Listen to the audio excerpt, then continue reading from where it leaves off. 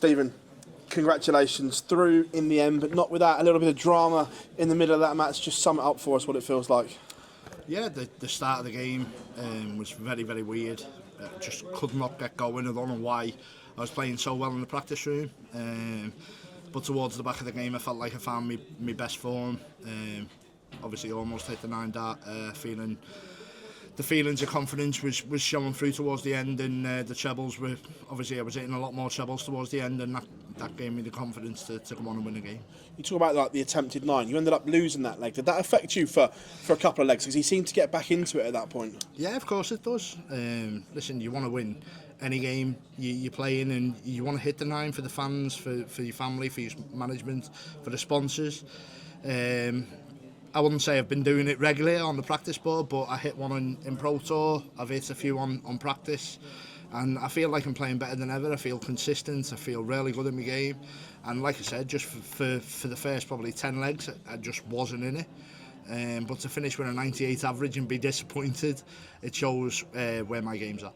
Coming into this evening, all the seeds lost this afternoon. Was that extra pressure on you coming into the venue today thinking, hang on a minute, we don't want to join them? Oh, did they lose? Yeah, of course it does. I'm number 4 in the world. I want to stay there.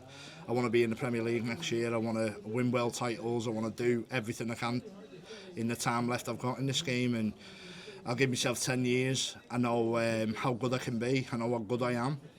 But I need to work hard. I need to make sure that the best version of Stephen Bunting turns up week in, week out, and that's what I try to do. Set up a blockbuster second round tie with Gary Anderson. That's going to have that place on their feet out there. How excited are you for this tie? Yeah, no, really excited. Listen, Gary Anderson's a fantastic player. He's won the match play before, has he? He's a couple of times world champion. He's a stalwart in PDC history in the BDO when I used to play there as well, and he's a tough opponent, but he's probably not as good as what he was probably 3, 4, 5 years ago. But he's still very, very dangerous, and I need to make sure that I play the best I can play. Otherwise, I'll be going home and Gary will be in the quarters. Cheers, Stephen. Thank you. Thank you. Stephen, congratulations. For a player of your quality, you've not got the best of records here in Blackpool, but is this the best you've felt coming into a World Match Play? Yeah, I think confidence-wise, definitely. I feel on top of the world at the minute. I feel like I'm playing well. There's been so many titles I've won this year. Runners-up in some of the World Series, and that's given me massive confidence, to be fair. Practice on the practice routine, like I said, I'm playing well. Pro Tour, I'm playing well. I'm up to number 1 on the Pro Tour. So yeah, it's just about building the confidence, making sure that the best version of me turns up. I'm world number 4 now, so I need to start playing like I am world number 4. I believe I am that good, but I want to show you all yous. Where did you find that mental resolve at the end there to shake Ryan off? Because as you say, 8 fell up, it brought it back to 8 all, and it was looking a bit iffy. Yeah, at 8 all, I just had visions that the missus was going to smack me around the head. So yeah, I didn't want that to happen. I didn't want to get home and let the 2 sons down. They've travelled a long way to come here. They enjoy being in Blackpool, and the management. I love being in Blackpool myself, and I've booked in for the week with 10 days provisionally. So listen, I don't want to go home yet. I want to win this title, and I'm going to give it my all, and I'm going to make sure that I go home, no matter what happens, that I've left no stone unturned. You're obviously a big crowd favourite. Gary always gets great support here in Blackpool. How much are you looking forward to that atmosphere on Tuesday night? No, I really am. Hopefully the Scottish holidays are finished then, they all go back home, but no, I'm really looking forward to it, to be honest. No matter what happens in the crowd, I know I've got my family behind me. The support I've had tonight has been exceptional. I've got the missus, my 2 sons, I've got my management here, and I've got a lot of friends and family here as well. So my dad's in hospital at the moment, so I want to send my well wishes to my dad. I know he'll be watching tonight, and yeah, unfortunately he can't come this week, but I'd love to win it for my dad. Thanks very much, Stephen. Thank you. Stephen, congrats on today. Obviously you've had a year in the Premier League this year, getting used again to those huge venues and those big crowds. Does that extra experience, you're an experienced player anyway, but that extra experience you can draw on from the last 4 or 5 months help you in those big game occasions? You know, of course, the Premier League is something that no matter what they say, it's where everyone wants to play, and it's the biggest privilege to be involved in that Premier League, to be involved in the World Series, to play for the PDC. It's such a huge honour, and whether I'm world number 4 or world number 96, I'd love to do it. Obviously, there's only so many players who can do it, but at the moment, I'm privileged to be in that position. I enjoy playing every part of that, and every part of that has given me massive confidence to go forward in my career. Whether I've got 10 years, 15 years, whatever it is left of my career, I'm enjoying every moment of it, and it's all a ride. You sort of briefly mentioned before, but a lot of seeds fallen. Luke Humphreys will be the headliner, being the reigning champion here and the world number 1. Was your reaction in particular to him going out last night? Yeah, I'm gutted because he's got some aftershave for me, and I'm not going to get it now this week. So yeah, I'm a bit disappointed, to be honest. Listen, Luke's a great friend of mine. I'd be lying to say I'm disappointed that he's gone out and he's not in the tournament no more, because he's a fantastic player, and for him to go out, it makes the tournament a bit easier. But yeah, he's a huge friend of mine. I admire what he's done for the sport and what he keeps doing for the sport, and yeah, long may that continue. And unfortunately, he's not been this week, but I'm sure he'll win many more titles over his career. And a player that isn't here this week is Michael Smith. Obviously, he was in the semi-finals 12 months ago, but has had quite a drastic fall, you would say, in the last 12 months. Is that just a reminder to yourself, even though you're in excellent form now, that things can change pretty quickly in this game? Yeah, of course they can. It could be anything. It could be just a drop of form. It could be a health. It could be anything. You could walk out that door and get hit by a bus. You just don't know what's going to happen. So, listen, moments like these, you've got to cherish. You've got to make sure that you are the best you are when you turn up at the hockey, and I'll keep doing that. I'll keep working hard behind the scenes, and make sure that I'm the best. Unfortunately, there's going to be a day where I turn up and I'm not at my best, and it'll be well documented, but for now, I'll keep trying to play well. Just Stephen, just on that point, you've been there where you've fallen away, you've dropped down the rankings and missed out on tournaments, but now you've bounced back up to world number 4, winning titles. How did you do that? And if you could give any advice to Michael Smith to get back to his best, what would it be? Yeah, listen, Michael's still very, very young.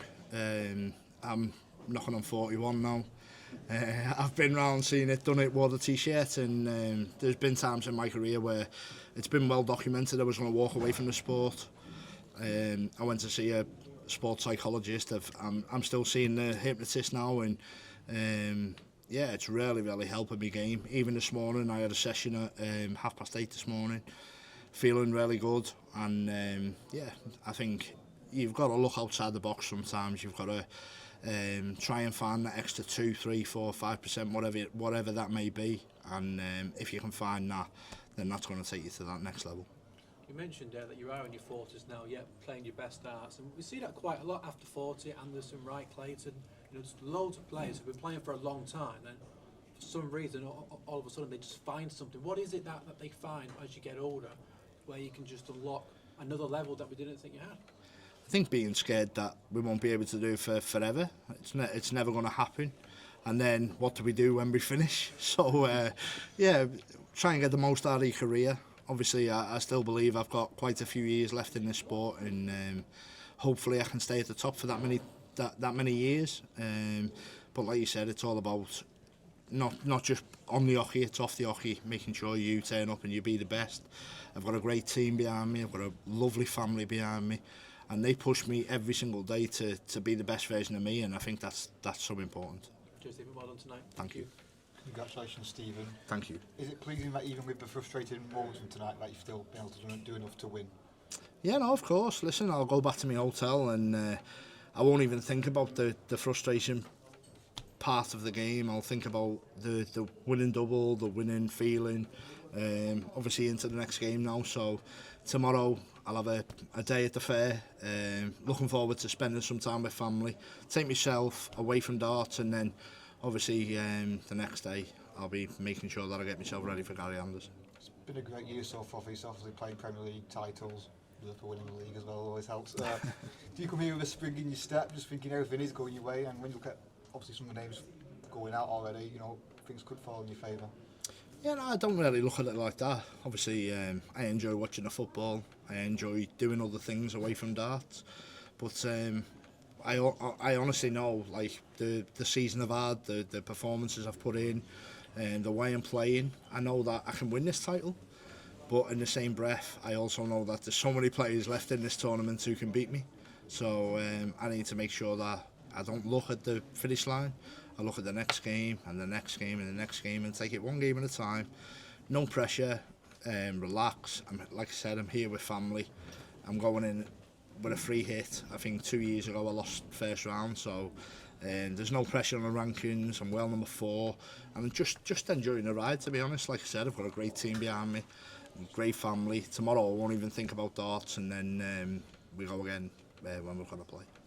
I know you get good support wherever you go, but was it like on that stage in particular, being at Blackpool with the crowd behind you? Yeah, no, the stage was fantastic. The walk-on was great.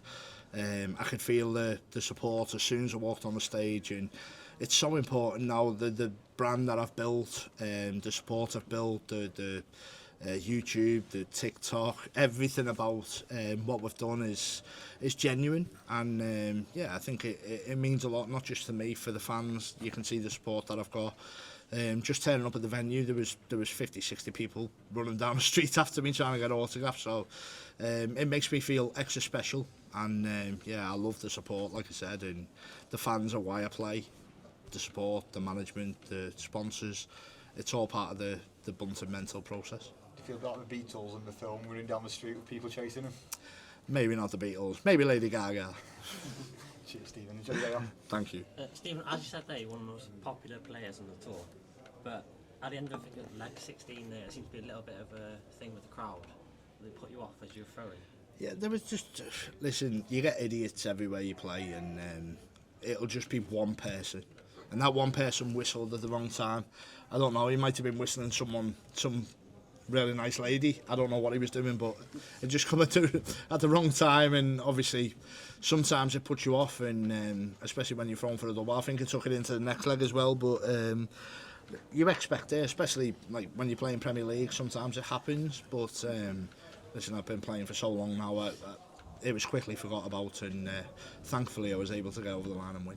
Does that show your new sort of mental strength that you've managed to pull that out and carry on, finish the game off? Yeah, I've got, like I said, listen, the hypnotherapy I do is all about emptying my bucket, making sure that I'm the best version of myself, and it's really helped over the last, I'd say, 2.5 years. The hypnotist I work with works with Tom Aspinall for the MMA, works with Karen Wilson for the snooker. After 10 days after working with him, I won the Masters, so he's a fantastic person to be involved with, and he gives me a lot of confidence to go forward as well. And I remember back in the day, the hypnotism with what was his name? He fought Eubank, Steve Collins, and yeah, he ended up beating Chris Eubank. So the mental side of things, I'm really strong, and I believe that can take me very far in this game.